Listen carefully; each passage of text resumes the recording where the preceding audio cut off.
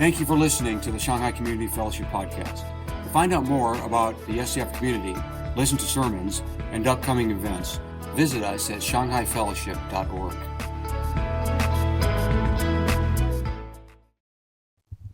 Happy Sunday, everyone, and welcome to Shanghai Community Fellowship. The last few Sundays, we have been in a series from the New Testament book called Hebrews, and I encourage you to, if you have time, to take a look, take a closer look. It's 13 chapters, and just make your way through it. We are doing that these last few Sundays, and next Sunday we'll kind of wrap up this series and looking more closely at the last chapter. But today, we are in Hebrews chapter 12 as we prepare for the celebration of communion today at the end of the service. We read in Hebrews chapter 12, verses 18 to 29, "You have not come to a mountain that can be touched, that is burning with fire, to darkness, gloom, and storm, to a trumpet blast, or to such a voice speaking words that those who heard it begged that no further word be spoken to them, because they could not bear what was commanded. If even an animal touches the mountain, it must be stoned to death. The sight was so terrifying that Moses said, 'I am trembling with fear.' But you have come to Mount Zion, to the city of the living God, the heavenly Jerusalem. You have come to thousands upon thousands of angels in joyful assembly, to the church of the firstborn, whose names are written in heaven. You have come to God, the judge of all, to the spirits of the righteous made perfect, to Jesus, the mediator of a new covenant, and to the sprinkled blood that speaks a better word than the blood of Abel. See to it that you do not refuse him who speaks. If they did not escape when they refused him who warned them on earth, how much less will we if we turn away from him who warns us from heaven?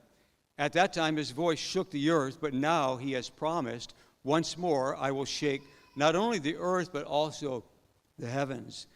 The words "once more" indicate the removing of what can be shaken, that is, created things, so that what cannot be shaken may remain. Therefore, since we are receiving a kingdom that cannot be shaken, let us be thankful, and so worship God acceptably with reverence and awe, for our God is a consuming fire. You know, if you've been a Christian for a while, or if you can remember before you were following Christ, you know that for some, the gospel, the story of how Jesus saves the world of how God saves the world through Jesus, the story of his sacrificial life, his death on the cross, and his resurrection, that story of how God saves the world in Jesus, for some, that is the best news they've ever heard. For some, the first time you hear it, or maybe the second or third time you've heard it, but at some point you heard that news, and when you heard it, it came to you and you received it as good news. That's great, you said. That's fantastic. This is beautiful. This is what I've been looking for. But for others, the news of the gospel, the news of the good news about Jesus, is the worst news they've ever heard. This is terrible. This is horrible. This is a bad situation. And you can see already that what God is doing on the earth and in us and here, for some, is going to be received as good news, and for others, it will be received as bad news. I dare say that if you're following Jesus today, it's because at one point you did hear it and you heard it as good news. There's another place in the Bible where same phenomenon is described as different aromas. All right, so the gospel, Jesus, what the Father has done in Christ, is for some an aroma that is sweet and pleasant, and you can't get enough of that, right?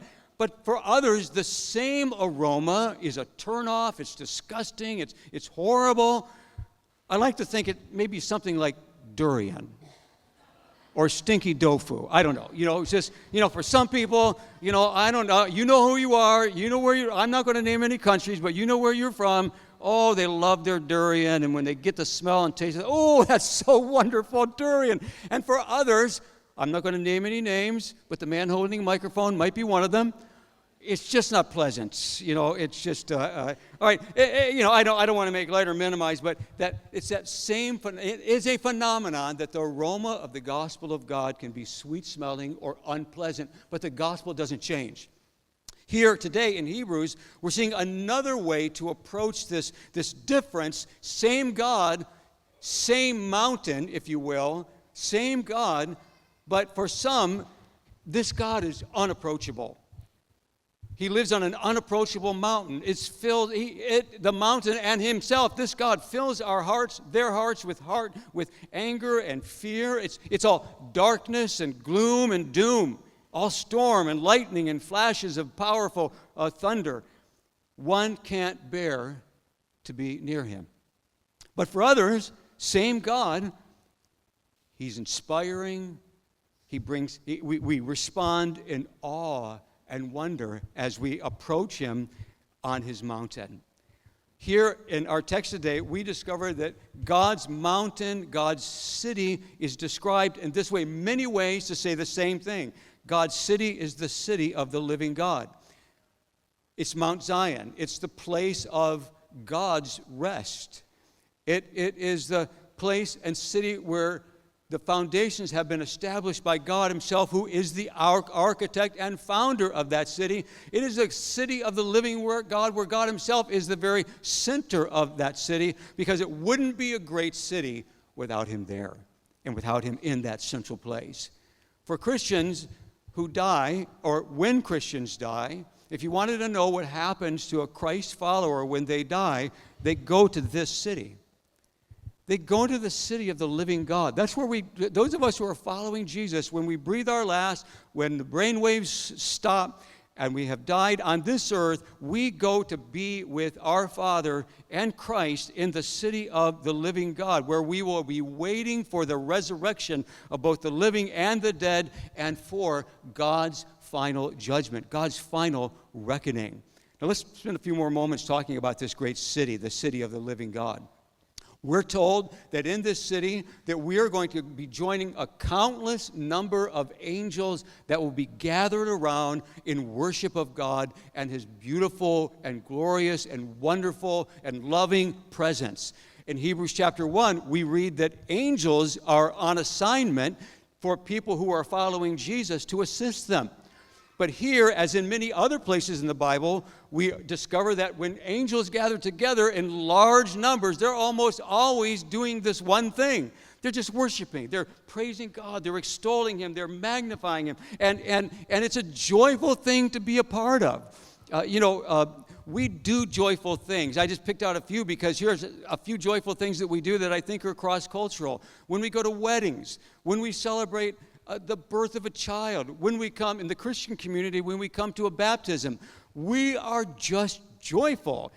There's smiles on our faces. We love to see the couple coming together, the beginning of a covenant of love as a marriage is beginning. We love the birth of a baby. We love to see new spiritual birth.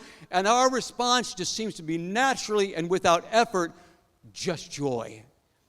And that's what this city is like. It's just joy. We are in the presence of the King of Kings. We are in the presence of God himself. He is at the center of his own city. There are countless numbers of angels just worshiping. The whole city is filled with the worship and the glory of God himself. You just arrived because a few moments ago you breathed your last and you walked into the city, and it's just filled with joy. And that's where we are as we watch these countless angels worship God and honor him. It's also described, it's like a party. It's like a big celebration. So that kind of joy, but it's also the kind of joy that comes from winning a hard-fought battle. I'm sure many of us in this room can identify with maybe it was university graduation or graduation from your graduate program or a tremendously demanding project at work. It's that joy that you feel when you have come through a difficult time, when you have met every challenge, and having met the challenge and won or succeeded, you are filled with joy, right? You want to tell everybody, hey, we just finished this awesome project and it really turned out great. And it's the kind of joy in the city of the living God where we have known that we are fought the fight. We've won the battle. It comes after much sacrifice and uncertainty along the way.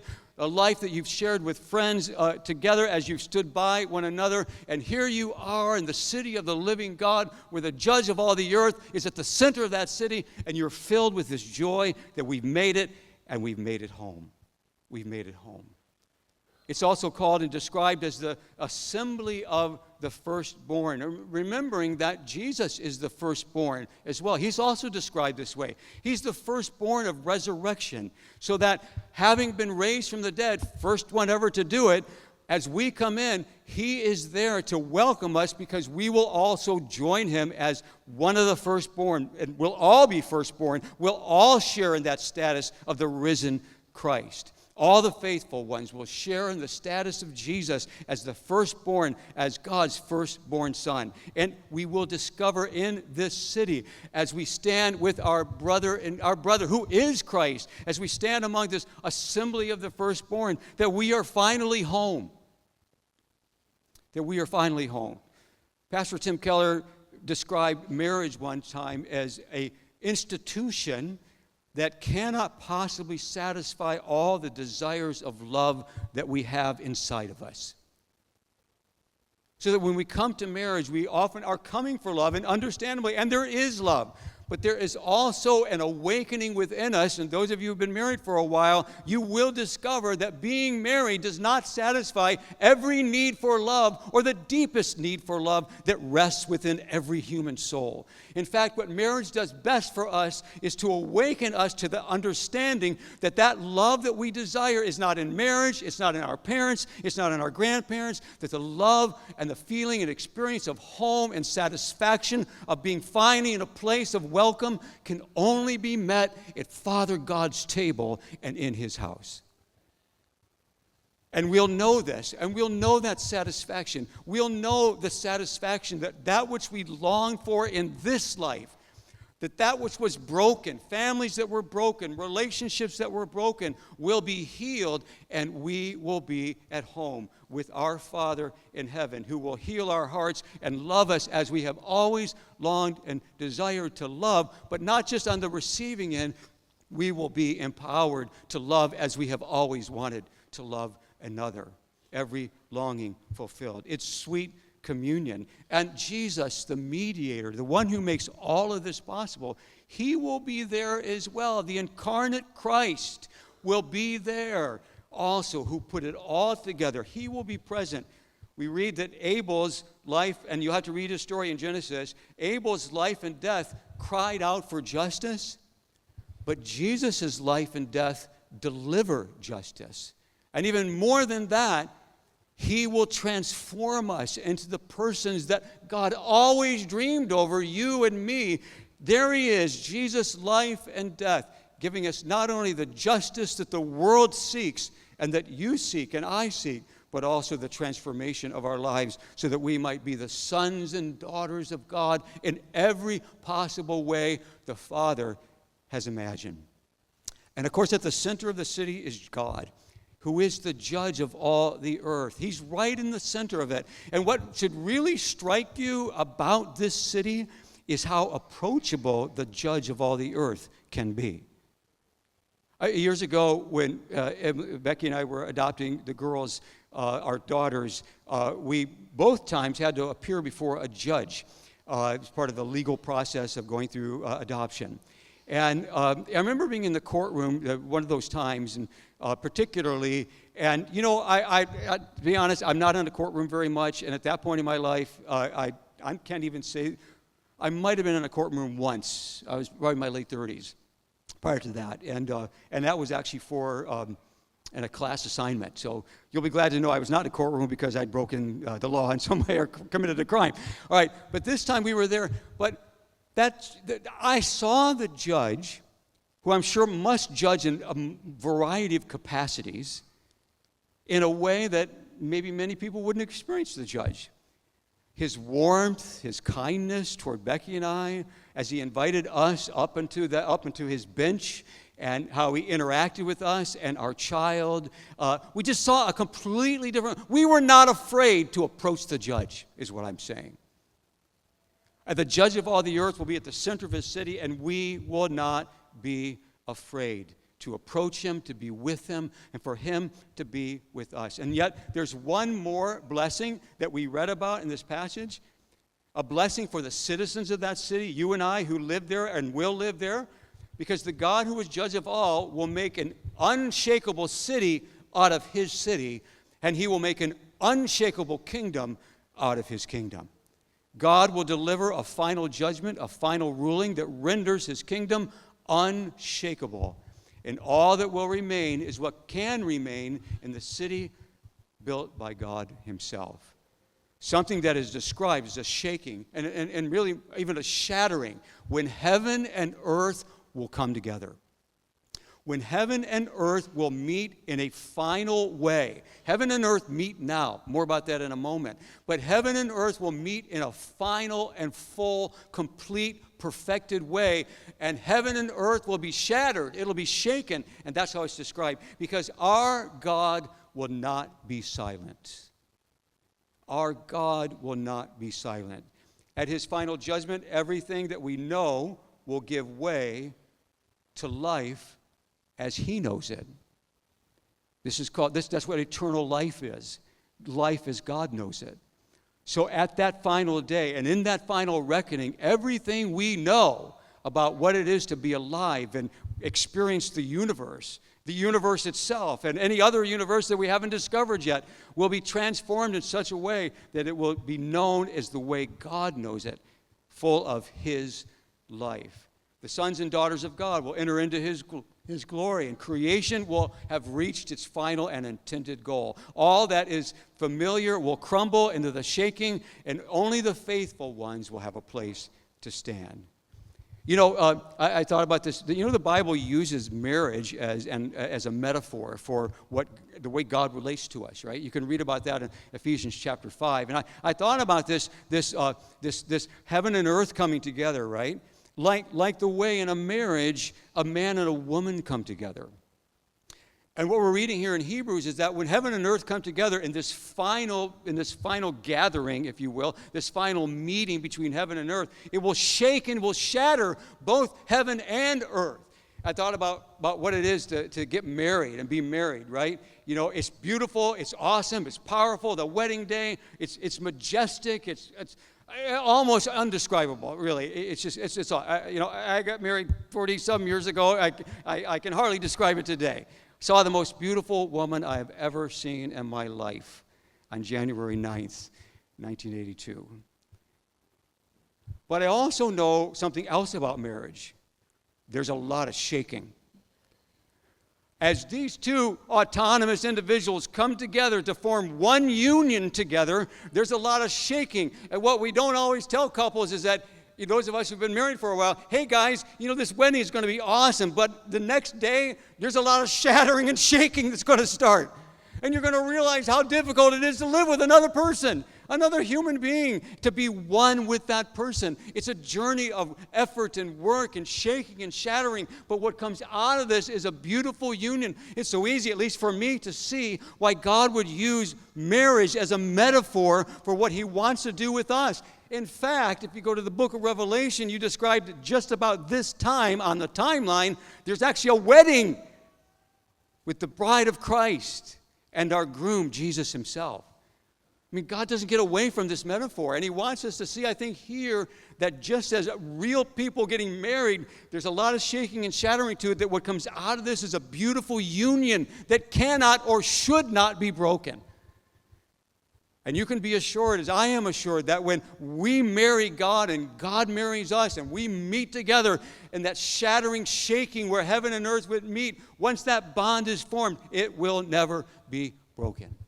It will never be broken. And we're not afraid.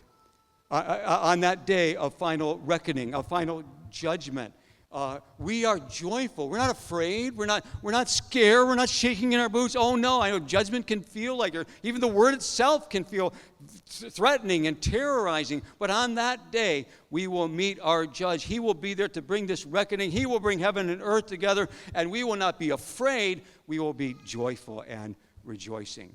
Nothing less than the rule of King Jesus will bring to the nations the ultimate peace, harmony, and holiness that the world longs for. Think about it. Who can do that? Who can do that? Who can bring all the nations of the world together and bring out of our gathering together the peace, the harmony, the joy, the holiness, the justice that we all long for? There's only one person who can pull that off, and that's Jesus. And that's Jesus. Only he can do it. He's the only one who can. We need Jesus in our hearts, as they say, but we need him here on earth, running things from his city. From his city. So in light of all this, how should we respond, right? In light of what we have just heard, what we've been told in Hebrews 12, how should we respond? Well, the writer to the Hebrews doesn't leave it an open-ended question. He has something to say. Number one, and there are two things that I'm going to go on. We should develop and hold on to a grateful heart and worship with thankfulness. Let our gratitude lead us to worship, and let our worship lead us to thankfulness. Gratitude is how we give God's rightful place in our lives. I mean, if we're running around like crazy people, super busy, full schedules, the whole thing, we're going, priorities all over the place. How do we get things back in order? How do we get things lined up, aligned with the kingdom, aligned with the Father, aligned with the Son? That alignment begins with a grateful heart. It's gratitude that aligns us with the heart of the Father. It's the practice of gratitude that brings us in line and allows us and sees us put God in his rightful place in our lives. Because sometimes God's not always in his rightful place in our lives. And gratitude will help us with this. As gratitude takes hold and shapes us, it opens up our understanding how all of life can become an expression of worship. As we develop the practice of gratitude and thankfulness, what happens for us is we begin to mature so that worship isn't just something that happens at 2 o'clock on a Sunday afternoon. So that worship isn't just something that always has to be accompanied by music. So that we discover that the worship that is flowing through our lives is our lives itself. The way we live our lives, the way we process our lives, the way we make our choices, what we prioritize. As we grow and we mature, that we realize then with a grateful heart that all of my life is an expression of worship to God. It's an expression of worship. And this is where we want to be. Those who live with a grateful heart towards God meet with holiness as their gratitude touches on awe and honor for him. It's like the two sides of the same coin. Gratitude on the one side, awe, honor, and worship on the other side of that coin. You know that phrase, right? Two sides of the same coin. They can't be separated. They are the one coin. Awe and honor and worship on the one side, and gratitude on the other. Many times, I'm not exaggerating when I say this, almost every week, someone will say to me, wow, I really like it here. I really like today. I like coming today. I really like the way I feel. Sometimes they might use the word vibe, but that's kind of, I like the vibe. I like the vibe you guys got going here.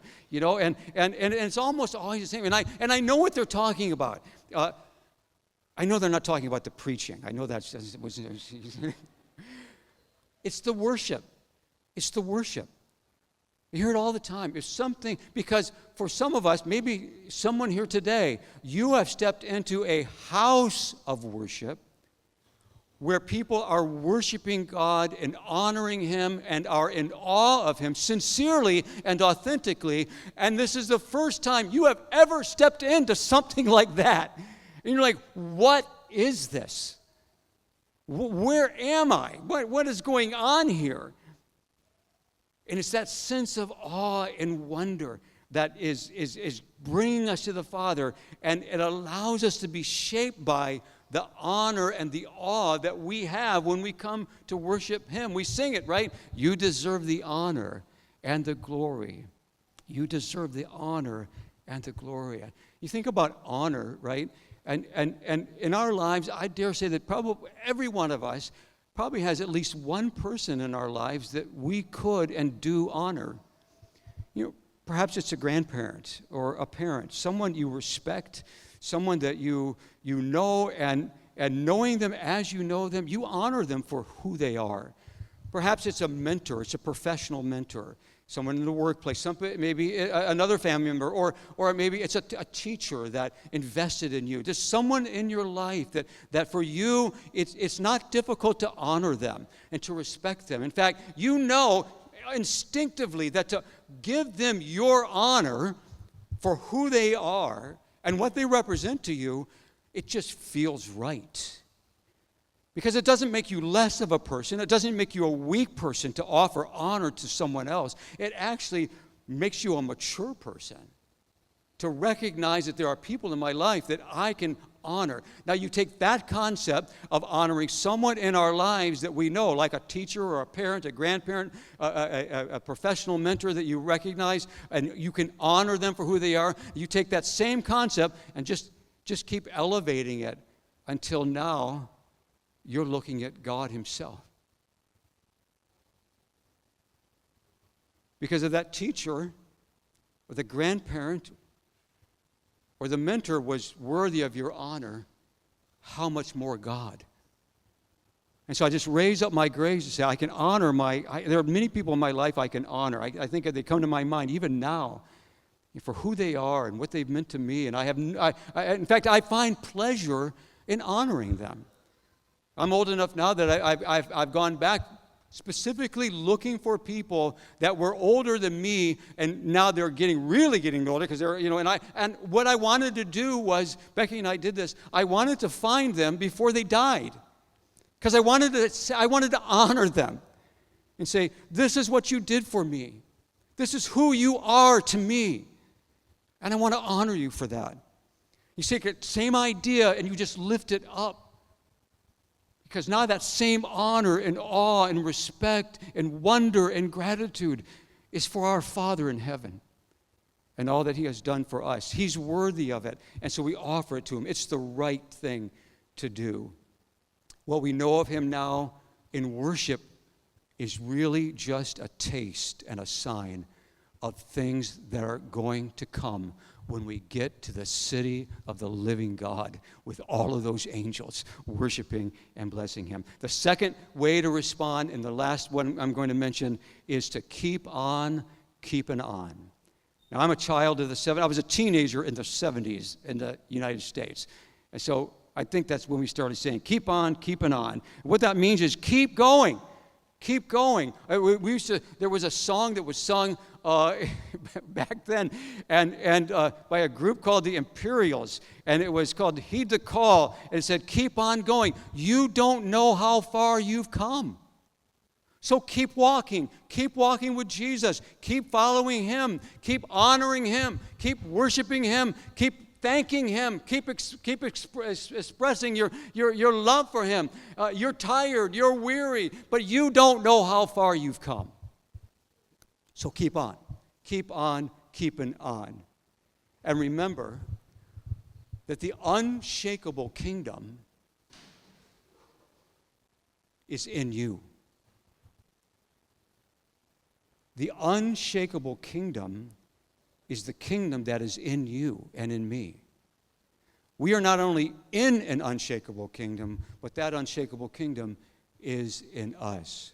So keep on keeping on. Keep on keeping on.